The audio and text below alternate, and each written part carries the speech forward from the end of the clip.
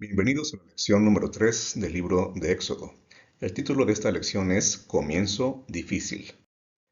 Los versículos que vienen para memorizar al inicio de nuestra lección provienen del capítulo 5 del libro de Éxodo y son los versículos 1 y 2. En primera instancia te hablaré sobre el versículo número 1 que dice así: Después Moisés y Aarón entraron a la presencia del faraón y le dijeron: Jehová, el Dios de Israel, dice así: Deja ir a mi pueblo para que me celebre una fiesta en el desierto.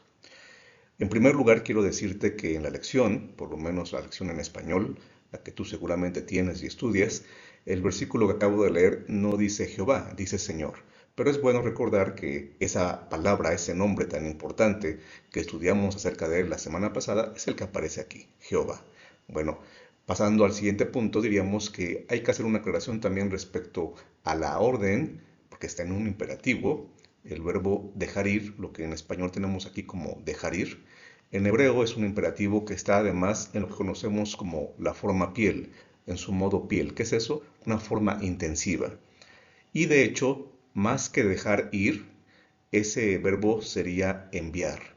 Envía es una orden con intensidad, una orden específica, con la intensidad que requiere que se lleve a cabo. Deja ir sería en español, pero repito, en hebreo sería envíalos. La implicación es que Dios esperaba que Faraón deseara enviarlos a celebrar esa fiesta. No solamente que los dejara ir porque no tenía otra opción, sino que él mismo deseara enviarlos. No es lo mismo dejar ir a alguien que enviar a alguien. El verbo originalmente significa eso. Ahora, la frase deja ir en español, deja ir a mi pueblo, aparece 7 veces en español. En hebreo aparece con algunas variantes y podríamos decir que también son las 7 veces. Es muy importante esta frase. Vez tras vez, Dios le va a decir a través de Moisés al faraón que debe enviar a su pueblo, que debe llevar a cabo esa acción. La importancia de este verbo también puede verse en la cantidad de veces que aparece en el Antiguo Testamento. El verbo enviar aparece 74 veces en el Antiguo Testamento y solamente el libro de Jeremías supera en cuanto a la cantidad de veces que menciona esta palabra. La palabra enviar se usa especialmente en el libro del Éxodo cuando se nos habla del llamado a Moisés, cuando Dios lo envía a librar a su pueblo, cuando Dios lo envía a hablar con Faraón, cuando Dios lo envía a decirle a su pueblo que él se ha acordado de él y que está a punto de liberarlo. Y la otra ocasión en la que se usa el verbo enviar es aquí, lo que estamos viendo, cuando el Señor a través de Moisés le dice a Faraón: deja que mi pueblo salga o debes querer enviarlos, debes enviarlos a hacer lo que yo estoy pidiendo. Recuerda que en el libro de Éxodo hay una especie de paralelismo entre lo que le pasa a Moisés y lo que le pasa al pueblo. Así que esto no es nada raro. Enviar a Moisés equivale también a que se envía al pueblo. Claro que la dirección de ese envío es distinto. Dios envía a Moisés para hablar con Faraón. El pueblo más bien debe ser enviado por Faraón para alejarse de él e ir entonces al desierto. Cuando se habla de celebrar una fiesta, se usa una palabra que se va a emplear en el resto del Pentateuco para las fiestas solemnes que Dios le indica a Moisés que debía celebrar precisamente su pueblo. Llámese la fiesta del Pentecostés, llámese la fiesta de las trompetas, o en este caso, la fiesta más cercana y que tiene que ver con la liberación del pueblo de Egipto, pues es la fiesta de la Pascua. Ahora, ¿por qué celebrar una fiesta en el desierto? ¿No suena un poco raro que Dios quiera celebrar una fiesta en el desierto? Bueno, déjame primero te digo que la palabra desierto, los libros que más usan esta palabra en el Antiguo Testamento, y no tiene nada de extraño cuando lo analizamos con calma, es el libro de Números. La mayor cantidad de veces aparece en el libro de Números. Y el segundo libro que más usa la palabra desierto es Éxodo. Claro, son los libros que más nos hablan de lo que fue el trayecto del pueblo de Israel precisamente en esa zona, en el desierto. Pero también, como preguntaba hace un momento, la importancia de ir al desierto o la peculiaridad de que esa fiesta se lleve a cabo en el desierto tiene que ver con el hecho de que en el relato la residencia de Dios no está en Egipto, por supuesto, allí están los dioses de los egipcios. Más bien la residencia de Dios está en el desierto, pero específicamente en un monte, en el monte Oreb, que cada vez que se menciona en el libro de Éxodo se le da el título de monte de Dios. Al monte Oreb se le llama el monte de Dios.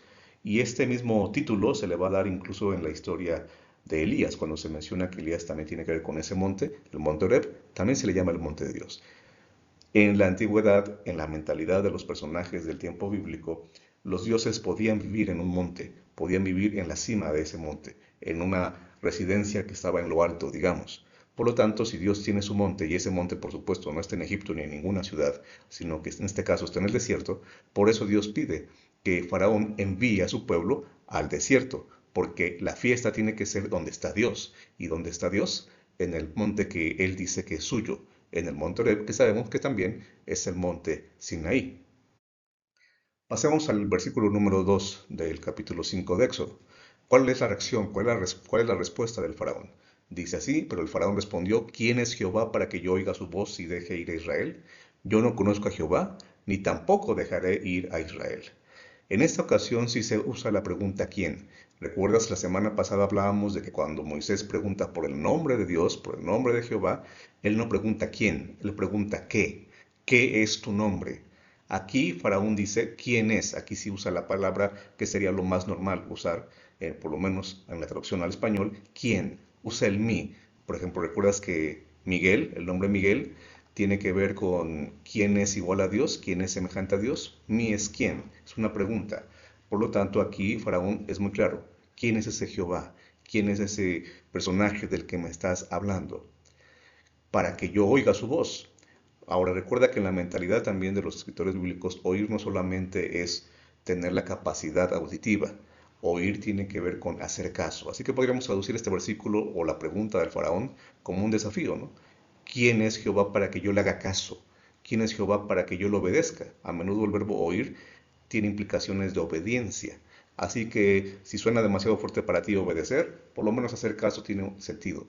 Faraón dice, ¿por qué le voy a hacer caso a ese Jehová, a esa persona o a ese personaje que me dices que está pidiendo que su pueblo vaya a hacerle fiesta al desierto?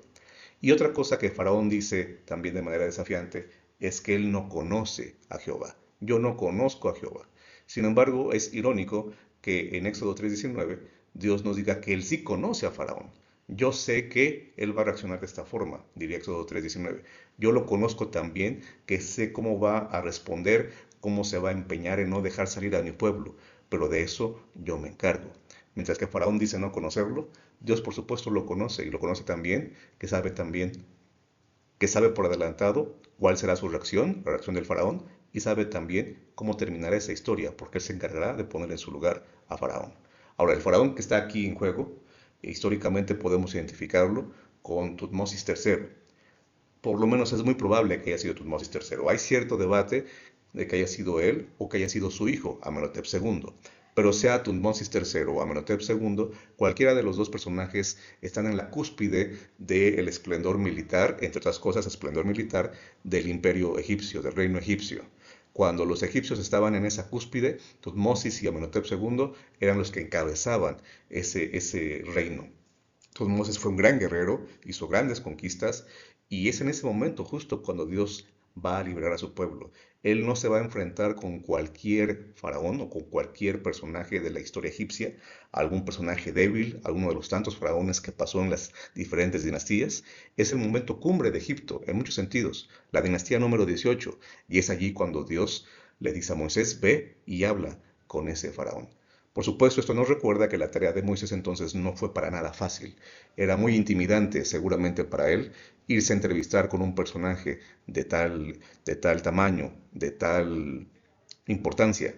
Pero recuerda que aunque Moisés tuvo varios pretextos, al principio no quería ir, Dios le dice, ve, lo envía. Y así como Moisés es enviado, lo que él va a pedir en nombre de Dios es que ahora Faraón envíe a su pueblo. Se trata de una transacción, por así decirlo.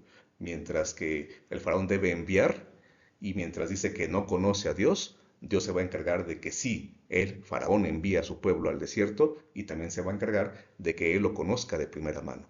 Tú dices que no me conoces, vas a conocerme y me vas a conocer en serio, de una manera muy majestuosa, de una manera muy clara, de una manera muy evidente. Y será precisamente en el siguiente capítulo, en el capítulo 6, cuando se empezará a usar estas dos expresiones, mano fuerte y brazo extendido. Porque como también pudiste ver en mi cuenta de Twitter o X, allí puse una foto donde se puede ver un grabado de un faraón egipcio cuya Acción es precisamente con mano fuerte y con un brazo extendido estar castigando a un pueblo, a un soldado enemigo, a un soldado al que está conquistando, al que está derrotando. Mano fuerte y brazo extendido era para los israelitas una expresión muy conocida, porque los faraones a menudo se representaban así, extendiendo su mano, sujetando al enemigo y con un brazo extendido, dispuesto a golpear, dispuesto a poner en su lugar, por así decirlo, al que se opusiera a él, a sus enemigos. Bueno, Dios se va a presentar a partir del capítulo 6 de esa forma. No es el faraón, es alguien que está por encima del faraón. La mano fuerte de Faraón se queda demasiado débil comparada con la mano de Jehová. El brazo extendido del Faraón jamás alcanzará lo que puede alcanzar el brazo extendido de Jehová. Y aquí viene entonces lo más importante, creo, de lo que estamos viendo en este momento de este repaso, de este comentario. El mismo Dios que le prometió a su pueblo sacarlo de Egipto con mano fuerte y brazo extendido, es el mismo que te sigue guiando a ti en tu vida, es el mismo que sigue guiando y te quiere seguir guiando por este desierto. El desierto en donde celebramos a ese Dios. A pesar de estar en el desierto, seguimos celebrando a ese Dios. Y pronto lo hemos de celebrar, ya no en un monte en el desierto, sino en el monte Sión. En el monte Sión que se describe en el libro de Apocalipsis, pero tenemos que seguir creyendo en su mano fuerte y en su brazo extendido. Tenemos que ser capaces de saber que el mensaje de ser enviados también es para nosotros. Moisés fue enviado, el faraón debía enviar al pueblo. Tú y yo somos parte de ese pueblo. El faraón no nos quiere dejar salir, pero tú y yo hemos de ver la mano fuerte y el brazo extendido de Jehová de los ejércitos. Esa es nuestra confianza, esa es nuestra seguridad. Dios no ha cambiado. Faraón dice no conocer a Jehová, pero tú y yo sí lo conocemos. No olvidemos de quién dependemos, no olvidemos quién nos llama, no olvidemos a aquel que nos invita a seguir preparándonos para la gran fiesta.